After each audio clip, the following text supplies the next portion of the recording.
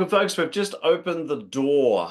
If you're wondering what you're seeing, other than the welcome, g'day. My name is Mark Collard, and I'm really pleased to be here today with Nicole from ILP, and we plan to engage you for the next hour. In fact, we engage you from the moment you enter the door.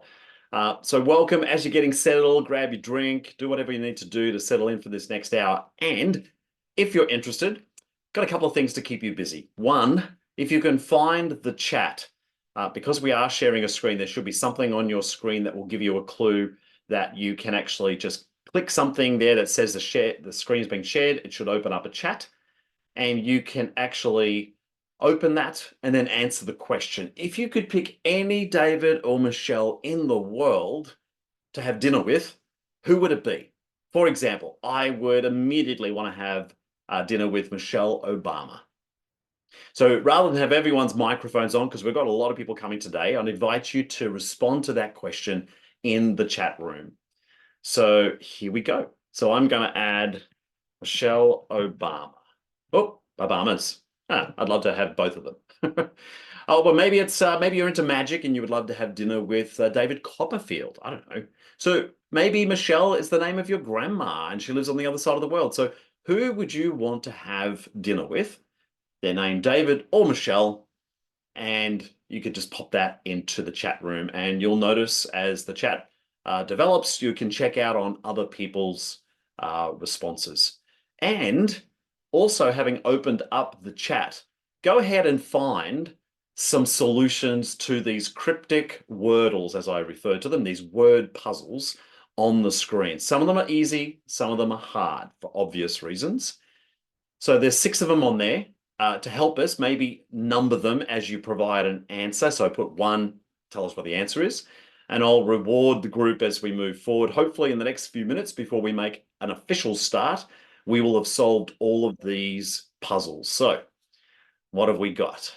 Go ahead and start looking for the chat. If you haven't found the chat, use your cursor somewhere on the screen. It'll indicate that the screen is being shared and you should be able to find the chat. Then click it open and go for it. Any answers you can think of at this stage? Oh, Michelle Pfeiffer. Nice. I like that. That's a good Michelle. Is she still working? I don't know. Is she still in films? I know she's been in a lot of films. I don't know if she's still working. In any case, thank you for contributing that, Nicole. So welcome everybody else. You've just joined us. Go ahead and share in the chat some answers to these cryptic clues. 1, 2, 3, 4, 5, 6. Some of them are easy, some of them are hard. Bill, you saw him twice. Oh, fantastic. Was it in Vegas, I wonder? That's where a lot of people have caught people like David Copperfield. So who would you love to have dinner with, David or Michelle? Anywhere in the world. Someone that you know named David or Michelle or don't know. You've never met them but would love to have dinner with. Share that in the chat or give us some clues. So I'm presuming Brisbane is not the answer to any one of these cryptic clues, Bill. I think Brisbane must be the answer to the question, where did you see David Copperfield? I think that's probably true. People are still coming in. My dad's dead. His name was David. Oh, awesome, Mark. That would be pretty cool. Be wonderful to be able to see your dad. Maybe you want to spend more time than just dinner with them. Has anyone got any answers for these cryptic clues? I'm surprised no one. Oh, here's some. James. Bam. Long underwear is the first one. Notice there's something always about the word or the letters that appear on the screen to give you a clue how to solve them. The word long appears under the word wear, long underwear. 1 step forward, 2 steps back. Yes, that's a hard one. So good job, James. That's number 3 is solved. And 5, high five. Brilliant. The number 5 is higher than the other numbers. So that's a bit of a gimme, that one. Good job. Oh, Raj, Michelle Lavaughn Robinson. I don't know who that person is. Maybe if you can pop in the chat. Who is Michelle to you? Who and why would you want to have meet her for dinner? Mrs. Obama, yes. Oh, is that her maiden name? Oh, I did not know that. Okay. James is going to have dinner with his dad. Welcome, everybody, if you've just arrived. We are in the unofficial start. You haven't missed anything at this point, but we are looking for solutions to number 2 on the screen and number 4 and number 6. if you think that you might happen to have an answer to one of these cryptic clues, go ahead and add it to the chat room. We've had some people mention Michelle Obama as someone that they would love to have dinner with. I have a feeling there might be a lot of us around the table to meet with Michelle. And Michelle Pfeiffer, David Copperfield. There's a few dads out there that are named David as well. All right, James, pressure's on you. Do you know any more? Graham, bam! Feeling under the weather is number 2. Congratulations. The word feeling is under 3 different forms of weather. Which leaves us with just maybe a minute to go before we make an official start. What's number 4 and number 6? Can you work them out? They're always a clue. One odd one seems easy. Can't do the even ones. That might be the case, James. If only there was, oh, David Bowie, Adam. Yes. Wouldn't that be pretty awesome? I think that would be a musical interlude for dinner on that occasion. Music and dinner and a show would be pretty awesome with David Bowie. All right, number 4. Look for some words you can see in that string of letters. Nice, James. Hole in one. And it was an even number as well, so you've cracked it. We've got 1 to go. Number 6 before we make an official start, folks. If you've just joined us, welcome. My name is Mark Collard. That's the voice that you can hear. It's possible my video is somewhere in the corner of your screen, along with Nicole and a bunch of others. We're really excited to have you come along and do whatever you needed to do to be here in this next hour.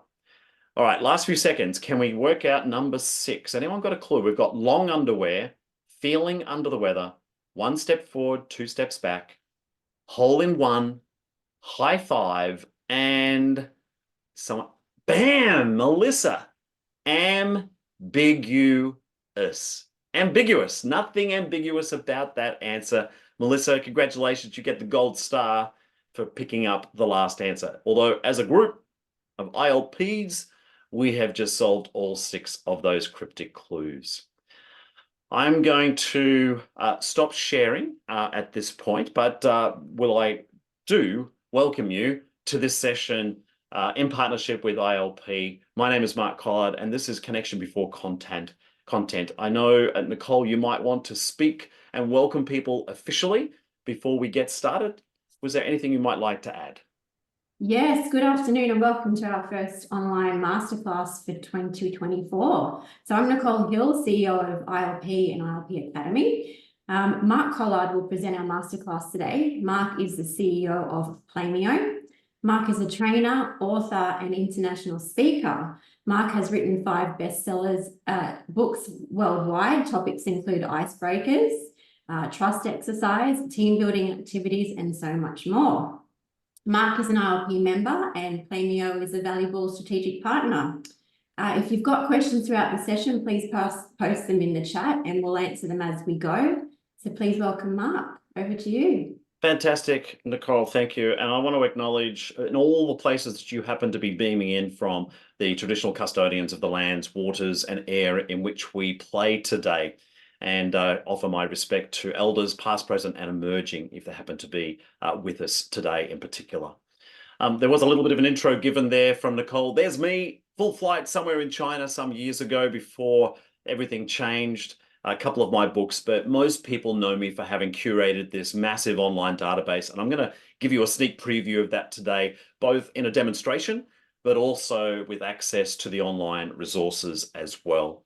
I know this often comes up. People want to be able to tweet and Facebook and what, I don't know, all the things you do in social media. That's my stuff. Feel free to take a screenshot of that if that's of interest to you, or at the end of the session, you're welcome to then reach out to me. I am interested to know, and every one of you stands before a group at some point and wonder, are they ready to engage? We're looking for clues, visual and otherwise, that gives us a few clues. So I'm going to invite you now, as I'm still sharing screen, before I come off sharing a screen, to actually plot a marker or annotate this screen to give us a clue. Whereabouts on this continuum are you right here, right now? Are you still in holiday brain and you've just woken up, turned over and switched on the Zoom to be a part of the session? Or have you been raring to go for some time? So what I would ask you to do is you can see the instructions down the bottom. Look for the view options on your screen. Look for the annotate tool, which I can now find. It should then open up something maybe on the left or somewhere else on your screen that you can choose to draw with. You can also draw with a different color if you choose, and mark or stamp that particular place. It won't matter how you do it. And you'll notice where others are also adding their marks. Well played. So we've got a few people in the middle, maybe one or two either side, but most of us tend to be in the top half. So without having to ask you to say anything, fill in a questionnaire, I'm inviting you to give me a sense of, are we ready to play? Are we ready to engage? I think there's been one question that I'm asked the most is that, Mark, if you could just teach me how to engage my group, the rest would be easy. Well, let's at least get a sense of where they're at right from the beginning. So thank you very much for I need to now clear all of those annotations, otherwise they'll stick there forever.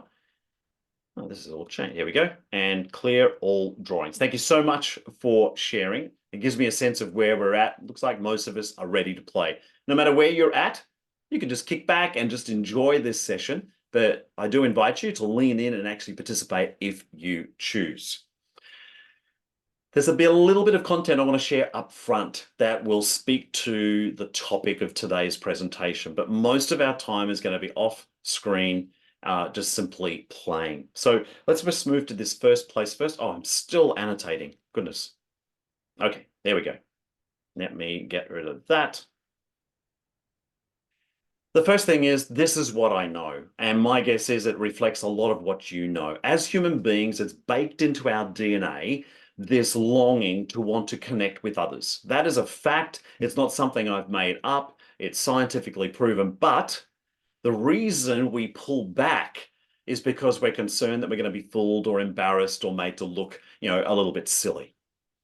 And so this is what I've discovered, and this is now after 34 years of working with hundreds of thousands of people all over this world, is first of all, if there's no fun, it's really difficult to engage. And I want to broaden your understanding of fun. This is not a comedy routine. I'm not here to tell jokes. If I had to, I would almost describe fun as a nourishment of soul. If there's something that you're doing, an experience you're providing that is nourishing someone's soul, I would class that as something that is fun. And when that is not present, it's really hard for a basic, generic, common garden variety human being to engage with what you're doing or with others. The other thing I've noticed is when there's no trust, they pull back from participating because they are concerned for their welfare. They're concerned about how this is going to land for others. And there's no doubt in my mind, the most powerful groups I've ever worked with are those which have worked really hard at developing trusting and healthy relationships. And so the more that is present, the more it can amplify whatever I'm trying to get done. And thirdly, and you know this, you're educators. You're working typically with adults, educating and helping them learn in something. If there's no challenge, very quickly, it becomes boring and very much a routine. So we are designed to interact and connect, but if there's no fun, really hard to engage, no trust, they will pull back from participating, and that just doesn't look good in our programs. And importantly, we want to challenge people. It's really easy to develop a program that people enjoy, quote unquote. But if they haven't been invited to step outside their comfort zone, well, you're going to end up with boredom and routine. And there were two critical elements that I've discovered that really help me create the environment that is perfect for learning and education, particularly from an engagement point of view. And I refer to this as connection before content. This is not a term I've made up. It's been around a while. In fact, Tom Peters, in his Books of Excellence, was the first to actually craft this term. And this was all about not saying, I don't care about your content. I do, but it's not about your content. Is that his argument is that if you help your group connect first, it will amplify whatever you're trying to do with your content. And now there's bodies and bodies of research since Tom has brought out that book that actually supports this notion. Here's one, particularly from an educative point of view. I'll give you a moment just to read what's on the screen. This came from the Partnership for 21st Century Learning, p21.org. Although I think they've changed their name now. I just had someone tell me the other day that this may have actually, they've changed their name. But They had done this meta-analysis of educational programs throughout schools, corporations, and governments all over the world. And while they're based in the States, it was internationally cooperative. And they came down to this one conclusion, that programs, now for a start, what is a program? Anything in which someone is responsible for the well-being of others. That includes every one of you. Every one of you are responsible for the well-being of the people that you're working with. And those programs which intentionally develop healthy and trusted relationships, and the emphasis here is on intentional. If your understanding of building team is just enough that they're in the same room together and doing something together, that ain't enough. There needs to be an intention behind building those relationships for it to work. And then ideally, you start it from the beginning. Now, if you're in the middle of your year, as many of my North American members are, that doesn't say you wait until the new year starts before you get busy. No, it's just saying that the research indicates that the sooner you do it, the more you can amplify those relationships and your particular results. So the sorts of things that they have classified as success, all under the heading of well-being, but particularly greater participation, stronger relationships, and increased overall performance. There wouldn't be a person here today who says they don't want one, if not all three of those things as a part of an outcome that comes from their program. So the first critical element to help engage people is help them connect from the beginning. There's nothing worse than having to wait for something to start. And that's exactly what we did here. As soon as you arrived, you had the opportunity. No one had a gun to your head. You had the opportunity to engage with others, even in all of our remoteness, as part of this particular session. And it'll become more obvious as we go through. The second element is environment dictates performance. I've often said our primary responsibility as a learning professional is to create an environment in which our participants can make appropriate choices. I'll say it again. Our primary responsibility is to create an environment in which our participants can make appropriate choices. And the more comfortable they feel, the more trust that is being engendered, both trust and trustworthiness, the more likely you're going to invite people to step outside their comfort zone willingly. I can spend hours talking about each of these two philosophical frameworks, but I wanted to bed that right up front before we then bunch into a series of activities that you can add to your own repertoire. But you may also have some questions around that. But this final thing, and this is a fact, I wrote about this in my fourth book called Serious Fun. It's all about taking fun seriously, is that you cannot change how a person thinks or what they do without first changing how they feel. Fact. This is not something I've made up. This is based in research and science, is that you cannot change how a person thinks or what they do without first changing how they feel. Again, note how our session started. It was about having some fun in a way that you felt willing to participate. You weren't put on the spot. It wasn't like, okay, Mark, answer this question, or Nicole, what do you think about that? That can be quite confronting for people, particularly in a group of people who may not know each other very well. You want to focus on how they're feeling first, influence that before they're moving towards changing how they think and what they do, basically their behaviours. That's enough. It's time to play, which is a big part of what I do. So I'm going to stop sharing there. But now that I'm on the screen and I can see a lovely gallery view of you all, now I can see you all, which is fantastic. So it's up to you. Feel free to open up your video if it's appropriate for you. If there is a place that you would rather not be showing us, then that's great. But please, I'm inviting you to turn on your video if you are interested. Look, there may be some questions, and has anything come up so far that I could respond to? Otherwise, I'm just going to dive straight into our next exercise, Nicole.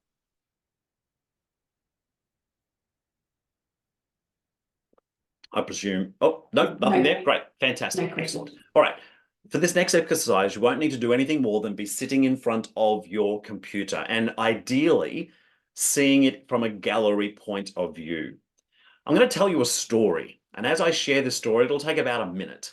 I'm going to invite you to respond to it in one of two ways. Anytime I say the word left, I'm going to invite you to lean to the left-hand side of the box in which you are presently situated. Perfect. Great stop. Great practice, Dan. You went straight to the left-hand side, which is awesome. And anytime I say the word right, I want you to lean towards your right. Now, as soon as you've done the lean, come back to equilibrium, ready for the next motion, whatever that might be. So to repeat, as I share this story, I would invite you to lean to the left every time you hear the word left and then come back to the center. And every time you hear the word right, lean to your right and then come back to the center. This is a classic energizer. You probably played it at summer camp or at school and has been one of the most successful activities I've used to energize groups in a really, really short space of time. So I'd like to tell you the story of Mr. and Mrs. Wright. That's your first clue. One evening, they were baking cookies and Mrs. Wright suddenly called out, "Oh no, there's no flour left. You'll need to go out to the store right now." "Oh, I can't believe you forgot to check the pantry," grumbled Mr. Wright. "It will only take 20 minutes if you come right back. Go to the corner of 1st and 2nd Streets and turn left at the stop sign. Then go to 43rd Street and turn right, and the shop will be on your left," declared Mrs. Wright as her husband left the house. Mr. Wright found the store and asked the assistant where he could find the flour. The assistant pointed and said, "Go to aisle 4 and turn left. The flour and sugar will be on your left." Mr. Wright made his purchase and walked right out the door. He turned left, but he couldn't remember where he had left his car. Suddenly, he remembered that he had driven Mrs. Wright's car and that his car was in the driveway at home, right where he had left it. He finally found the right car, opened the boot and put the flour right inside. Eventually, a weary Mr. Wright found his way home. Mrs. Wright had been waiting impatiently. "I thought you'd be right back," she said. "I left all the cookie ingredients on the kitchen counter and the cats got into the milk. You'll just have to go right back to the shop again." Mr. Wright sighed. He had no energy left. "I'm going right to bed," he said, and left Mrs. Wright standing in the kitchen. Well done, folks. Well done, folks. Now, what has that got to do with your content? Probably absolutely nothing unless the content is related to responsiveness or listening, active listening, but it might be everything to do with your content because it puts a smile on people's face. It probably moves their body. Now, in a face-to-face environment, I'm normally standing up a little higher than everyone else. Everyone is standing in front of me and they shift left or right based on the series of instructions. And it's true to say, for everything I'm going to share with you and the hundreds of activities you'll have access to, every one of these comes with lots and lots of variations. So I frequently hear from people who have adapted this story and changed the words. So the word might be different, but it elicits a different response. So do keep in mind, if you think the way you see it being done is the only way it should be done, bang, bang, that's not true. There's so many different ways that it can be done.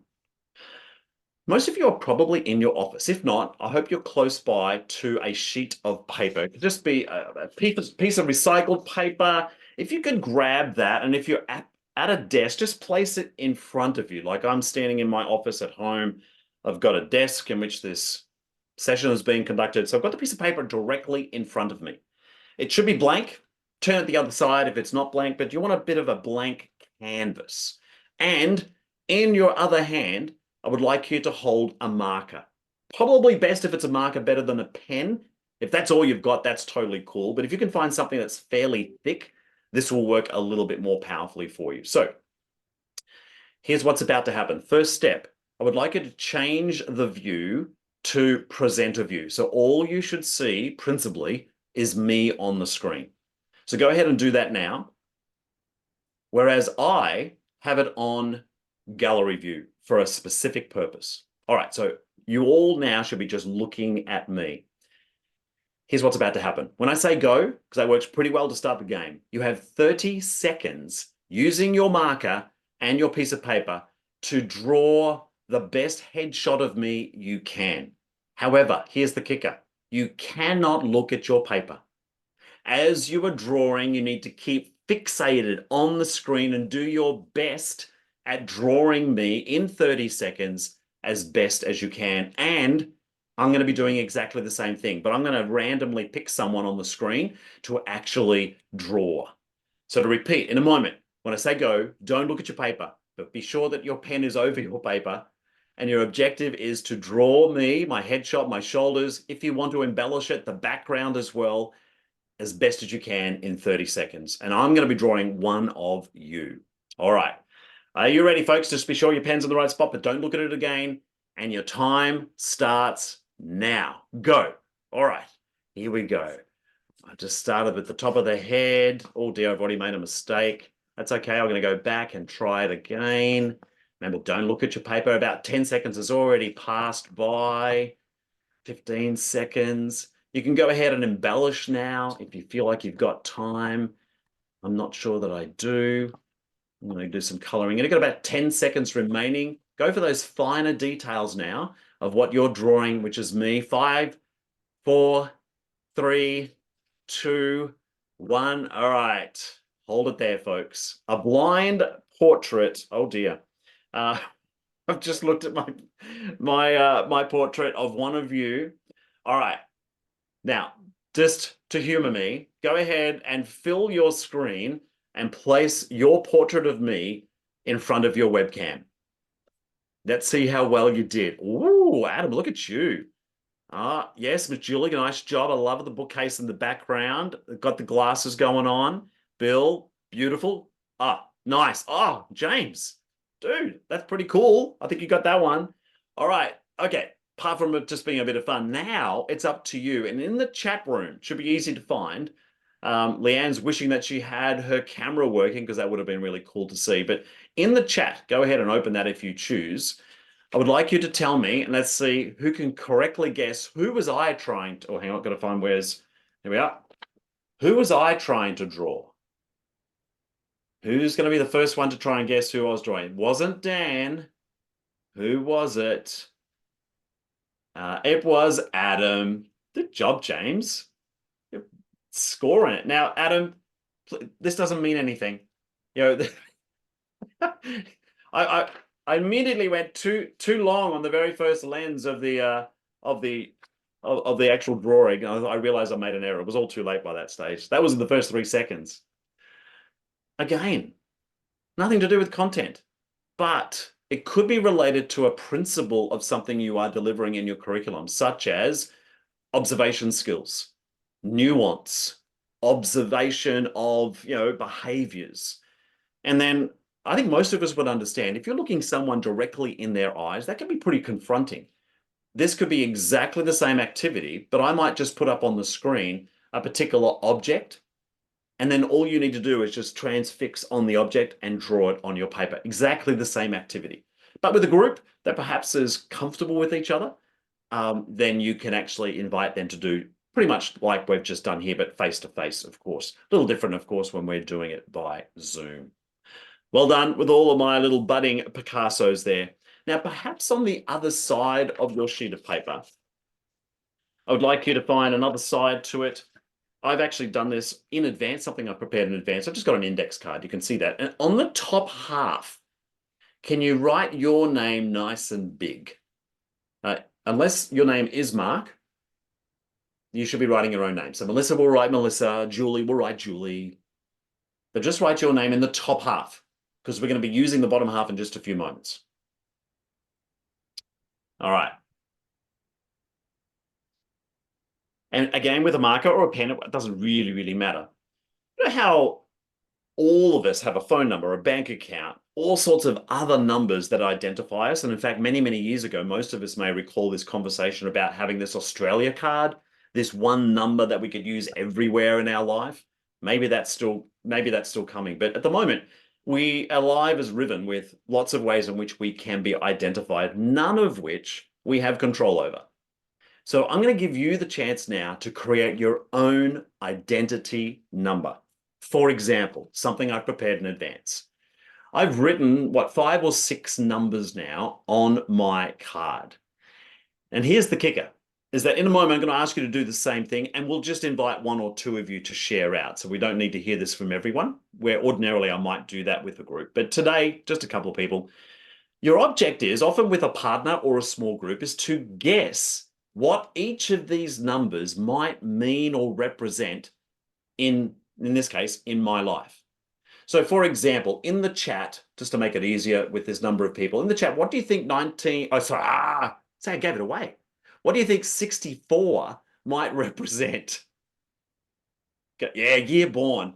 Now, it's probably a good thing I did that, because when I often introduced this years ago, people would say it was my age. Now, there's nothing wrong with being 64, but I'm a long way from it.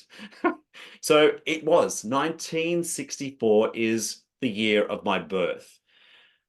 Any other guesses for 13, 1, 19, 5, and 3? I'll give you 10 seconds in the chat room. Have a guess what the other numbers might represent. 3 children could be a good guess. I'll share in a moment. Oh, year your first grandchildren were born. Nice, James. One of them might be the age of your kids, phone number, 19 years married. Brilliant. Excellent. These are all good answers. Now, in a moment, as I'll invite you to develop your own ID number, don't copy what I'm doing because then it's going to be really easy for us to guess what your numbers mean. So I'm just giving you a flavor. For example, 13 is the number of the street in which I live. Number 1 is how many children I have. 19 is how long I had my last car before I finally traded it in. Number 5 is the number of months of my life that I've spent inside a plane. I've spent a lot of my time outside of this country. And 3, I've actually forgotten what the 3 was now, but I could make it up. It could be whatever I want it to be. All right, you've got the basic idea. Spend the next 30 seconds, think of numbers that might provide a little bit of a window into who you are. For example, the number 19. Man, you had a car for 19 years. That says something about who I am. The fact that I've spent 5 months of my life inside a plane says something also about who I am and what I do for a living, for example. So go ahead and spend a few moments now developing your own identity number. For those who don't have their video switched on, you can still play, but you can actually enter it into the chat room. So if you are interested, just simply put it straight into the chat room. That'll work just as well.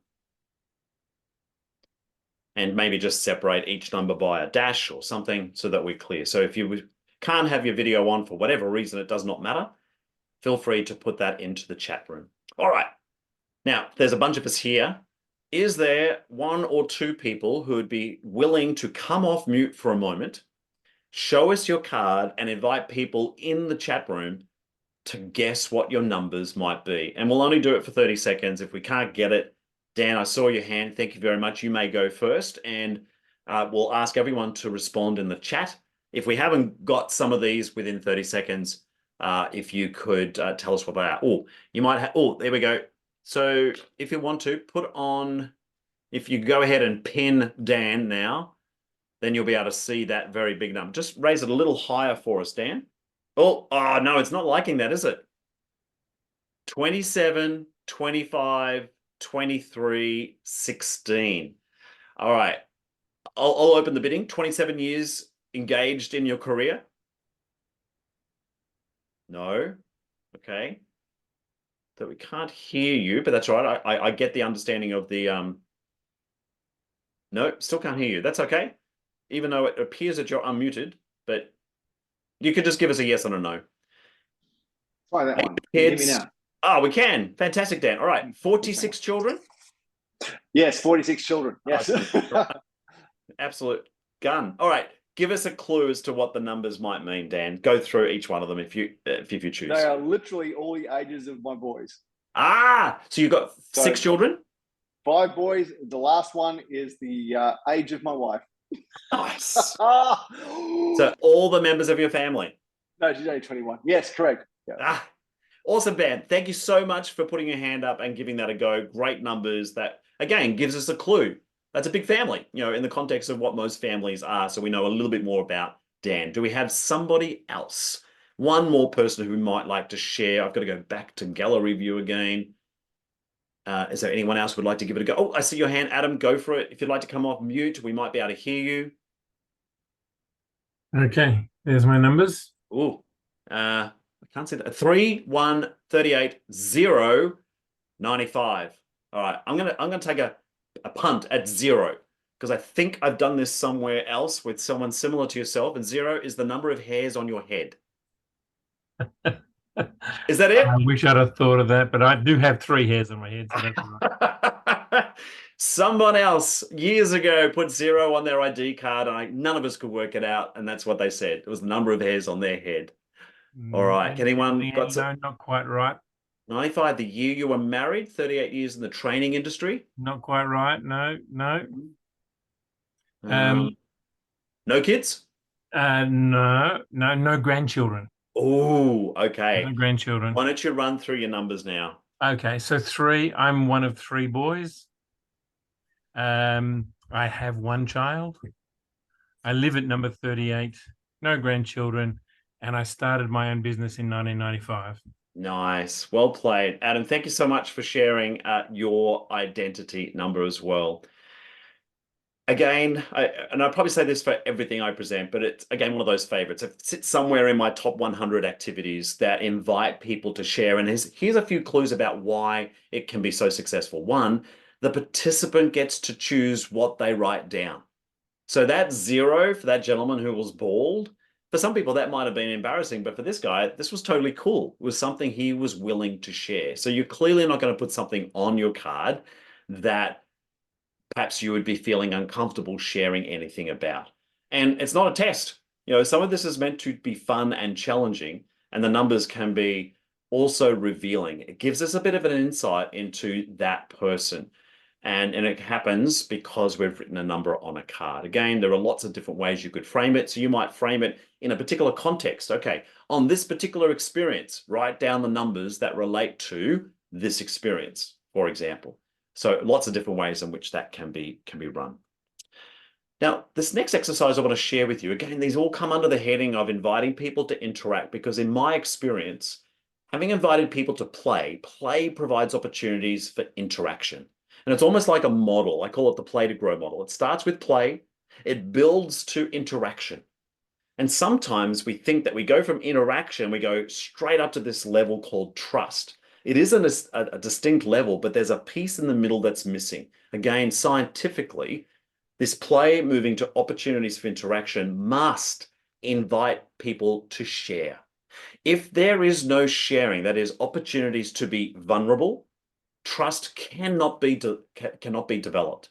And that was what the research was showing. Those which intentionally build trusting and healthy relationships, which is all based on interaction and sharing, helped build a more trusting environment for people.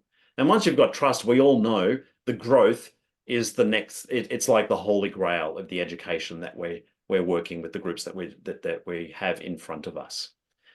This next activity, which might roll us up and then move into the database, just to give you a clue of the 530 other activities you could be getting access to, is something we could have actually set up a poll for, but between Nicole and I, we couldn't work out how to do it. I've done it many, many times on Zoom, but we couldn't find the setting for it today. So I'm just going to run it via the chat room. Here's how it works. I'm going to ask you 5 questions. On a piece of paper, perhaps, I'm going to ask you to write down your answers. And then at the end of the 5 rounds, I'll invite you to put your responses into the chat. I'll remind you to do that, but at this stage, on that piece of paper you've already been working with, maybe on the other side of it, no one's going to see this work. So what you're going to write down, no one's going to see. So I'm going to ask 5 questions. Each question is going to give you a choice of 2 options. And the first one's really simple. And I'm going to ask you to write down the option that you have the greatest preference for. It might be really, really close, or maybe you don't like either of the options, then you choose the one that you dislike the least, but you must choose. You cannot sit on the fence. I don't know about you, but if you've ever sat on a fence, it's not comfortable. You've got to be one side or the other. Here's your first round. So if you want to, write down number 1 and your first answer. Coke or Pepsi? Coke or Pepsi? They're both sticky, sugary, caramel, soft drinks. Are you a Coke loving guy or a Pepsi loving guy? If you were given both choices, generally speaking, which one would you choose? Write down Coke or Pepsi. Okay. Now, next to that answer, perhaps in a different column, so it'll end up being 2 columns of answers. Next to that one, I'm going to ask you to speculate. Maybe as you look at the gallery of people in this room, if you know them or don't, but if you don't know them very well, I'm going to ask you to speculate. How many of these people do you think would be Coke-loving people? Is that the group preference? or is it a Pepsi loving group? Now, if we had conducted a poll, we'd be able to find that answer really quickly. We'll have to sort of surmise it from all of your different responses to work that out.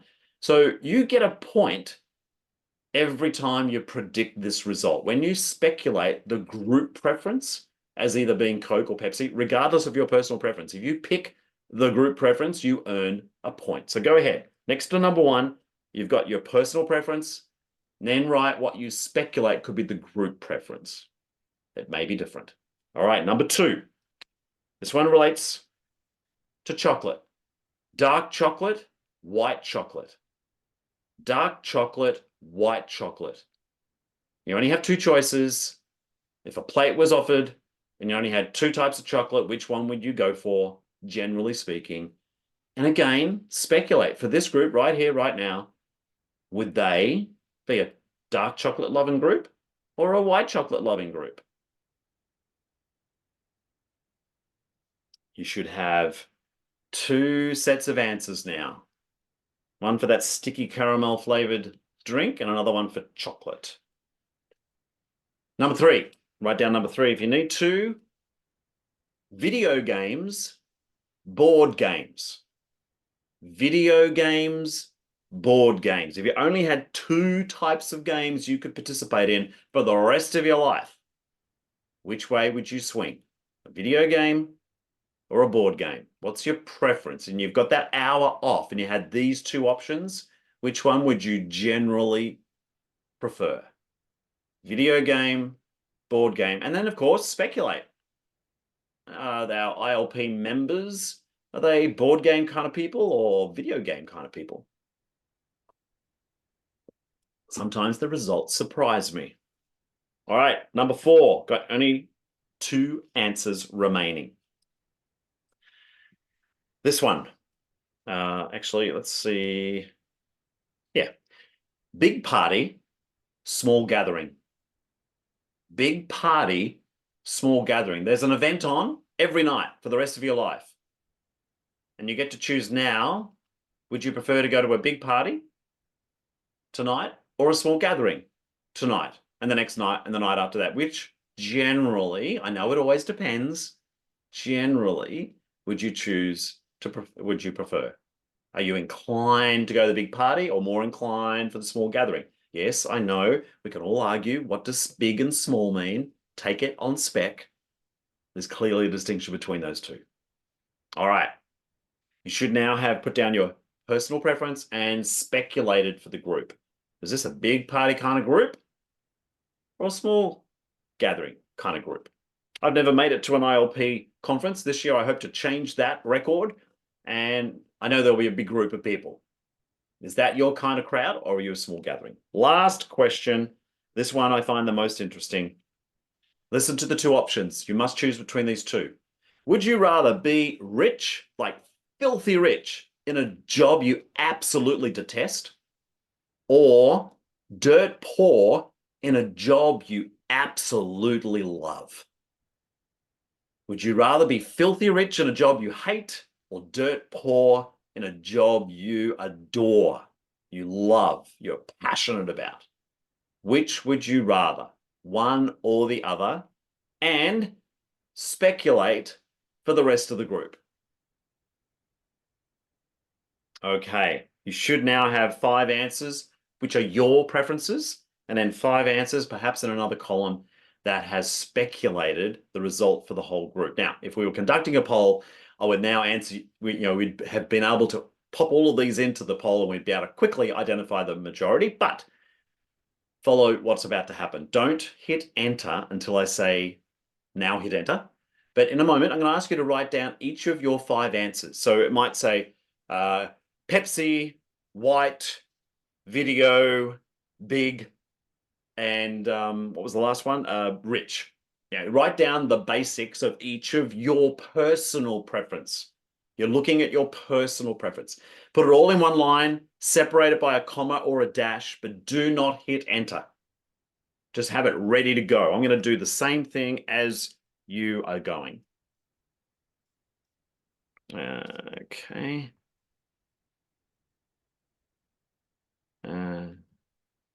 And All right. Does anyone need more time? Once we come out of this activity, we're going to bounce into the screens again and provide you with a little bit more context for our session, our masterclass today. All right, if no one needs more time, you should all be ready to hit enter, and hit enter now. Bam. This is a bit like what happens in my inbox when I first wake up in the morning. Just fills with emails. All right.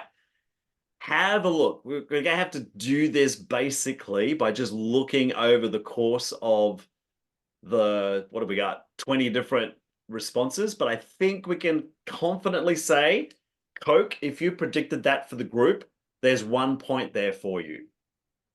I'm seeing a lot of dark chocolate as well. So another point if you predicted that for the group. Oh, board games. Yeah, board games looks like it's a preference for this group. So far, Coke, dark, board. Small. Oh, a lot of small gatherings. Okay. So if you predicted that this group was a small gathering kind of group, got an extra point. And for the final one, I'm seeing poor,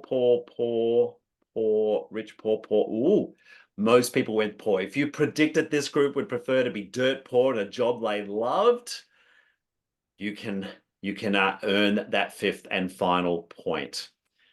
Because you're doing your own scoring and your own self-assessment, just bunch into the chat room. Tell us what total you got out of 5 rounds. Ooh, 5 points, 5, 4, 5, 5. Oh, nice. Well played, everybody. Good job. Now, but interestingly here, and this is where it becomes really interesting. You could just do this. You've really had no interaction with anyone else. But if you're doing this face-to-face, you have the opportunity to actually seek out other people who had the same answers to you.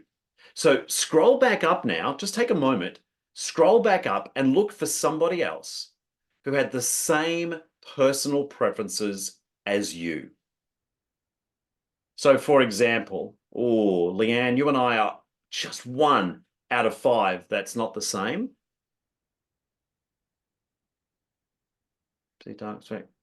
Oh, James, you and I the same. Oh, no, there's a couple of there that are different.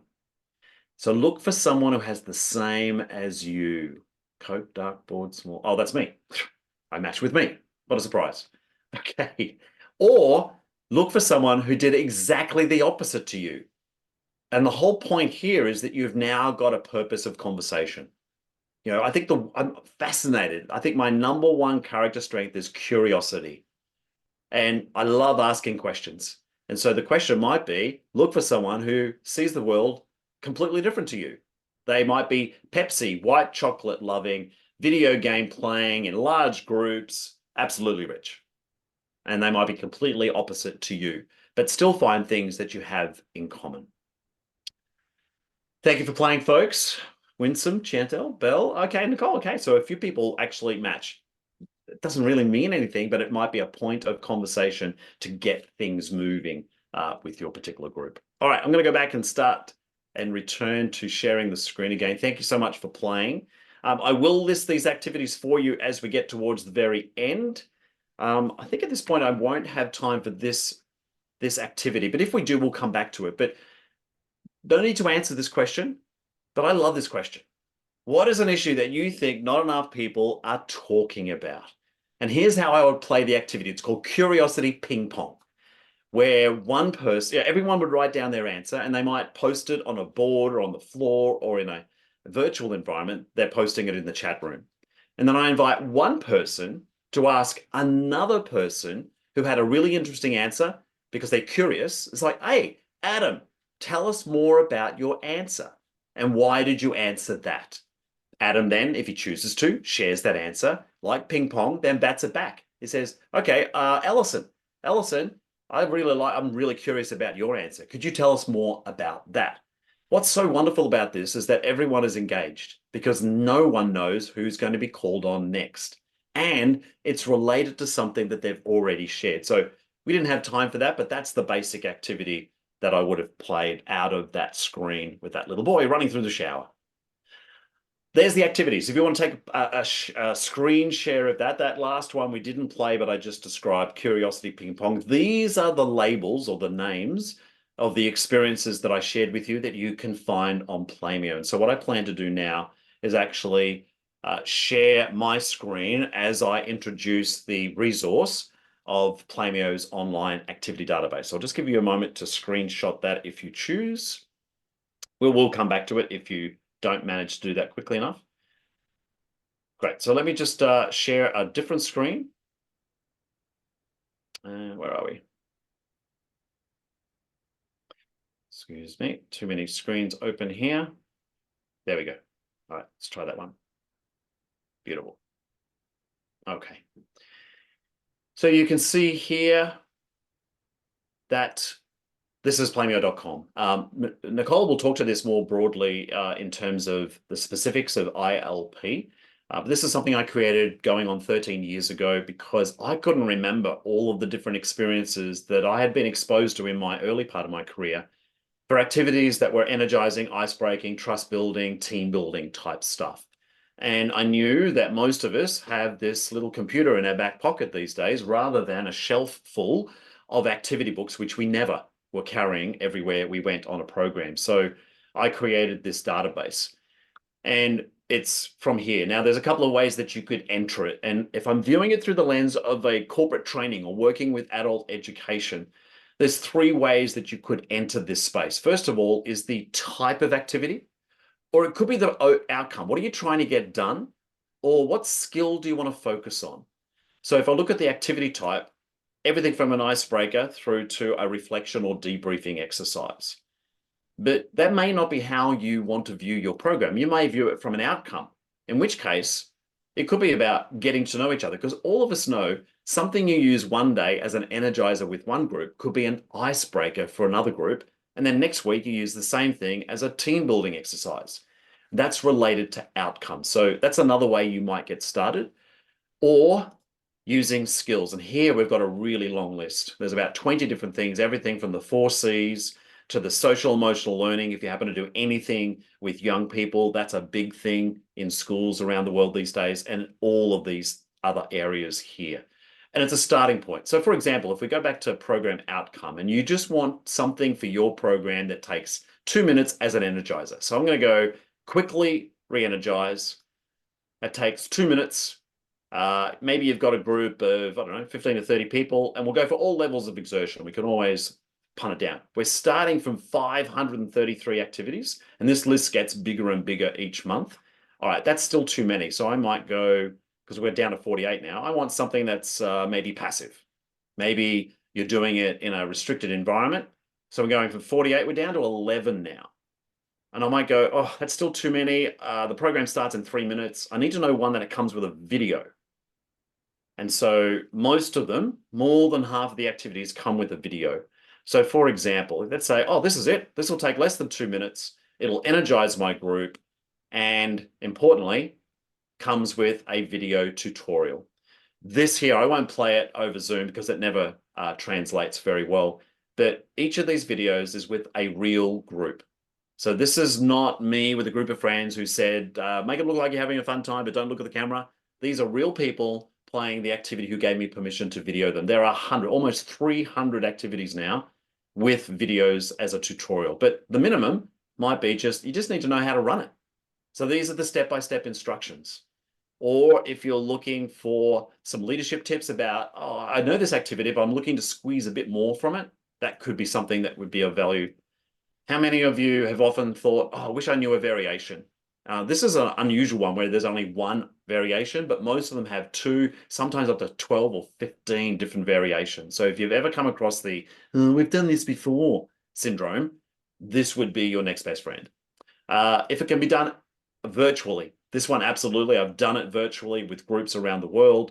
It will tell you how you can adapt the activity to make it work online.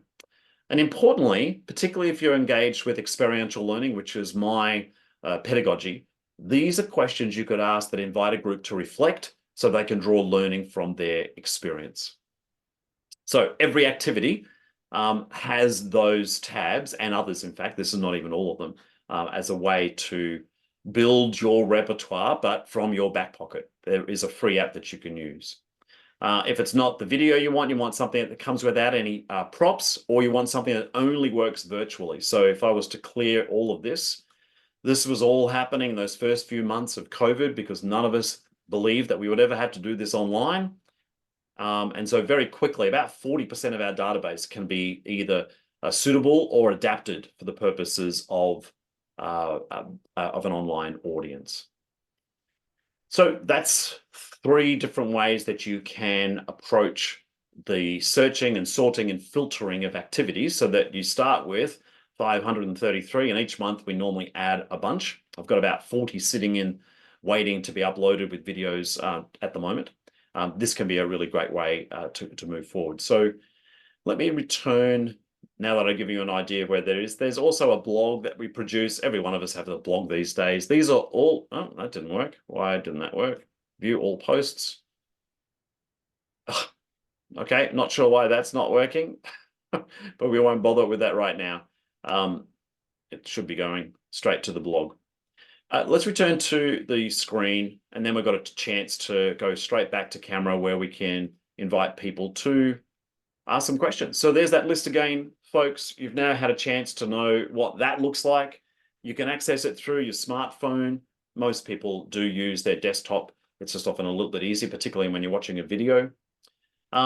There's a ton of free stuff, but we're not going to speak to that right now. If you're interested in getting more details and love the kinesthetic value of a book, here's a couple of our best-selling books. No Props, which are just activities, obviously, that don't need equipment. And then there's the book Serious Fun, which has no activities, but just provides some philosophical framework behind this concept of connecting before content. And then finally, there's my contact details again. If that's of interest to you, take a screenshot of that. And with that, Nicole, we have about 10 minutes remaining to the top of the hour. We move to Q&A. So I'm going to stop sharing unless there's anything I need to return to, folks. I can always come back to it. Over to you, Nicole. You may have questions that have already been passed to you that I've missed.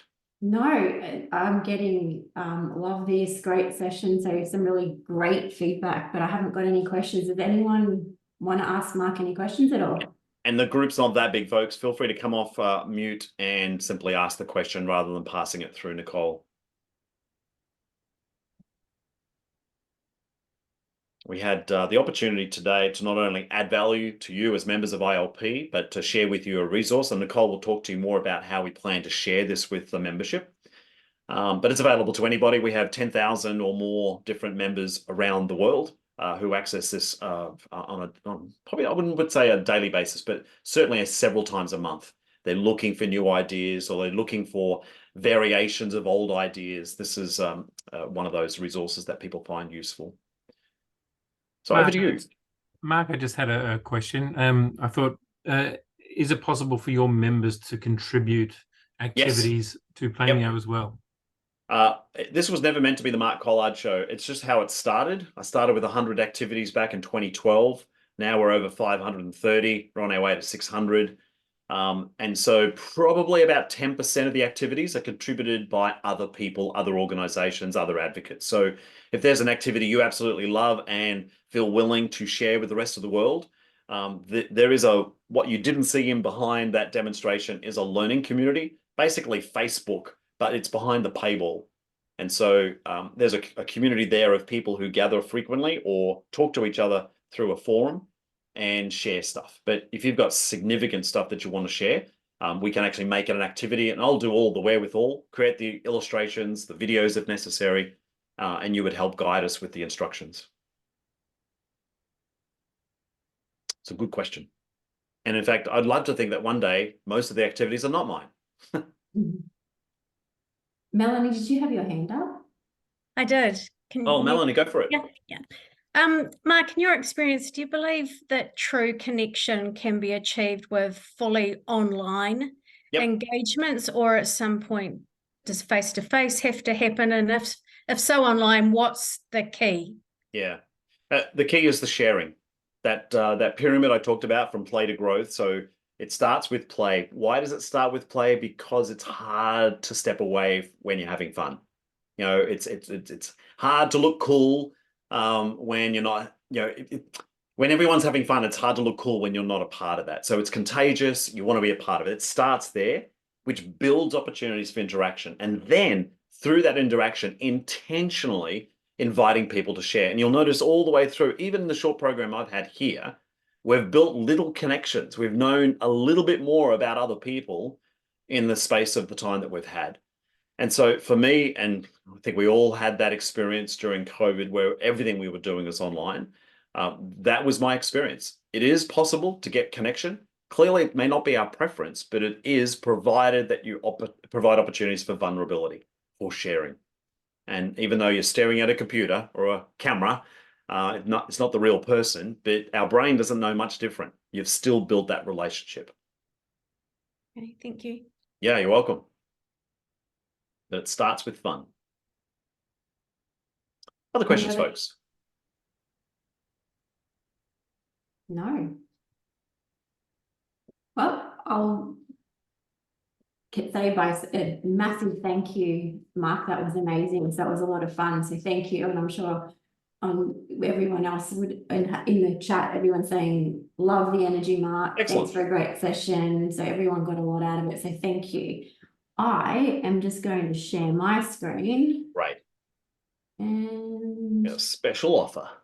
I am. I'm going to lead in first with our upcoming events. So we have the L&D, National L&D Week that's coming up the 4th to the 8th of March. Now we have some amazing presenters. We've got two sitting here in this masterclass, Adam and Dan. So the program's actually aligned to the L&D capability framework that was released last year, the assessment.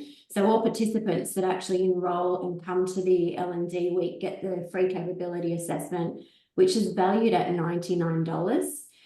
All of the sessions during the week are modelled off the capability framework. So once you do the assessment, you can actually see where your gaps are for your PD and attend those days. We've also got 2 learning and development lounge catch-ups that Kerry's going to present and hold. We've got 2 to 3 sessions a day. And of course, we've got the CPD points that are aligned to each session. So the prices for the L&D week are on the screen. So if you're an ILP member, they're the prices there. If you're a guest, they're higher, obviously. So anyone here that actually books a full week for the L&D week before the 18th of February will actually get the Planeo annual subscription for free. So this is valued at $120 annually. So anyone that does that, if you can please put in the Planeo coupon code that's actually on the screen now, valid to the 18th of February. Now this video will be sent out to everybody, so you can watch this again. It will be up in the library, and I'll send the Planeo coupon code out and just remind everyone that it's the 18th of February. So that will be coming your way in the next couple of days. Does anyone have any questions at all? No? Fantastic. All right. Well, thank you, Mark. Thank you everyone for attending, and look forward to seeing you in the next masterclass next month.